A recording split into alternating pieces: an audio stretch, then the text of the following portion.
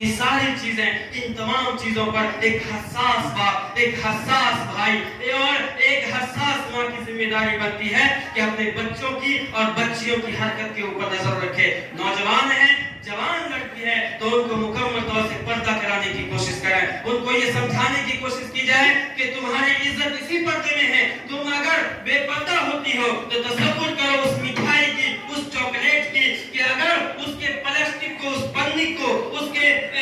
لفافے کو ہٹا دیا جائے، اس کے کھول کو ہٹا دیا جائے اور جو اس میں ڈھکا ہوا ہوتا ہے اس کو بے پردہ کر دیا جائے، الگ کر دیا جائے تو اس پر ہزار طرح کی مکھیاں بیٹھیں گے، ہزار طرح کے چیونٹے آنے شروع ہو جائیں گے اور اس طرح سے وہ مٹھائی، وہ چاکلیٹ برباد ہو جائے گا۔ اسی طرح اگر ایک مسلمان لڑکی بے پردہ ہو کر کے گزرتی ہے، بے پردہ رہتی ہے، نوجوان ہے، اس کے جسم کے ابھار نظر آ رہے ہیں اور وہ اپنے آپ کو دکھا رہی ہے تو یقین جانیے کہ اس پر ہزار طرح کی نظریں پڑیں گی، ان کی عزت محفوظ نہیں رہ پائے گی۔ اس لیے ایک مسلمان عورت کو چاہیے کہ وہ ان باتوں پر، اگر بیٹی نوجوان ہے، بیٹی جوان ہو چکی ہے تو سب سے پہلے چاہیے کہ ان کے شادی کا بندوبست بھی کیا جائے، ان کے شادی کا بندوبست بھی کرنا چاہیے۔ ایک باپ کی ذمہ داری بنتی ہے کہ بچی اگر جوان ہو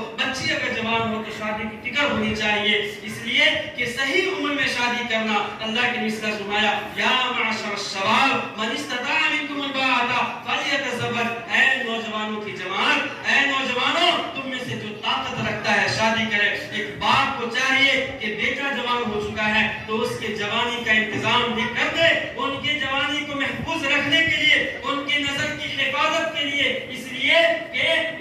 جب تک شادی نہ ہو تب تک نظریں بھٹکتی ہے اور دل بھٹکتے ہیں، نظریں بے پردہ ہو جاتی ہیں۔ تو اللہ کے نبی صلی اللہ علیہ وسلم نے فرمایا یا معاشر الشباب من استطاع منکم الباءۃ فلیتزوج، اور اے نوجوانوں کی جماعت تم میں سے جو طاقت رکھتا ہے شادی کرے، اور اگر اس بات کی فإن لم تستطع، اگر اس بات کی وہ طاقت نہیں رکھتا ہے تو وہ کیا کرے،